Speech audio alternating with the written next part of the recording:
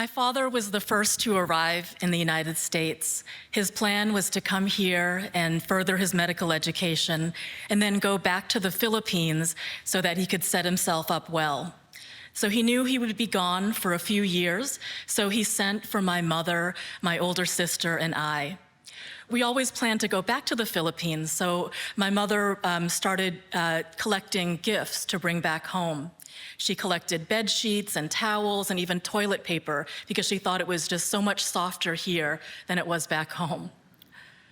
But as happens sometimes, you go someplace and that place changes you. So my father started to dream and he started to wonder, what would it be like to stay here? What would our lives look like? What would the lives of his children be like?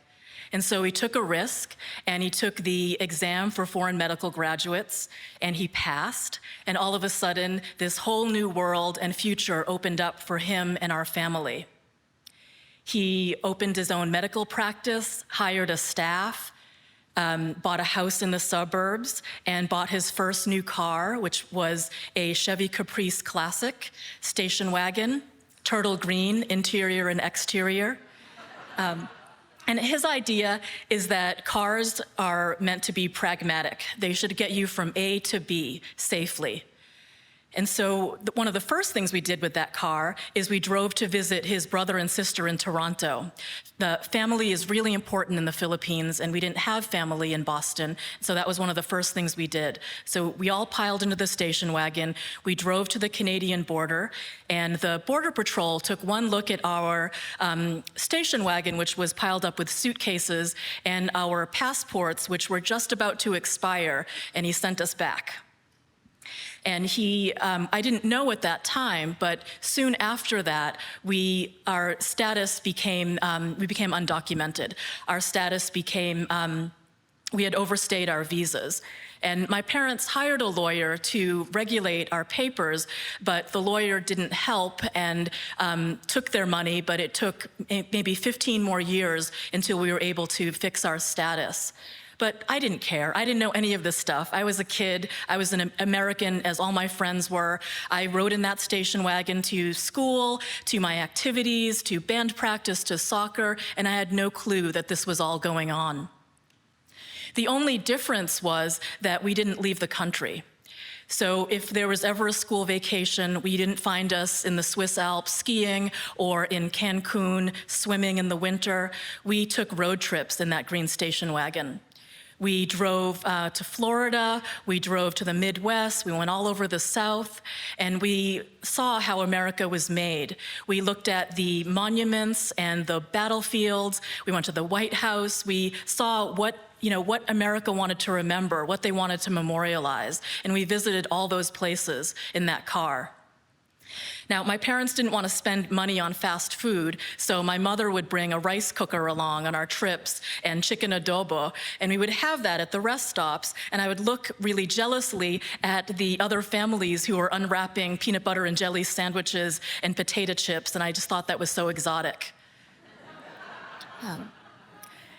They also didn't like to stop very often, and one time I saw them switch drivers without ever stopping the car on the highway. My father kept his foot on the gas, and he kind of inched his way over to the passenger side, and my mother held on really tightly to the steering wheel and looked straight ahead until she was able to inch the rest of her body over and then put her foot on the gas. And we all cheered when they did that. It was great. So we visited monuments and battlefields, but my father's favorite thing was to go on a factory tour. First of all, it was usually free admission, and secondly, you would walk away with a parting gift. So we went to the Kellogg's factory, and it smelled so good. The air smelled like corn syrup, and there were these big hot vats of cereal, and I just wanted to put my arm in and take some and eat it, but it was boiling hot, so good thing I didn't do it. We went to the Chevy assembly plant, which was full of metal and really boring. And we went to the US Mint, which we watched money get made, and we dreamed of what we could do with all that money. The one place I remember is the cigarette factory in Richmond, Virginia, and we watched all this messy brown tobacco get packed neatly into white cylinders and then get packed into boxes. And that day, every single one of my family members walked away with a free parting gift. I got my first carton of cigarettes at age 9.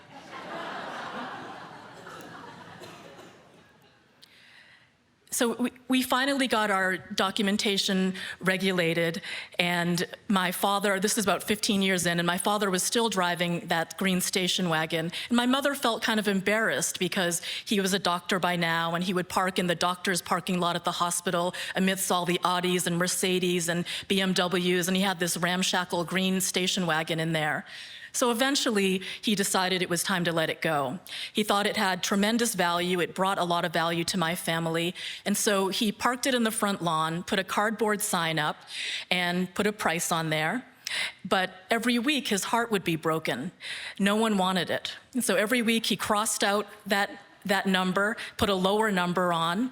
Week after week, this happened until eventually he had to pay somebody $200 to come and tow it away.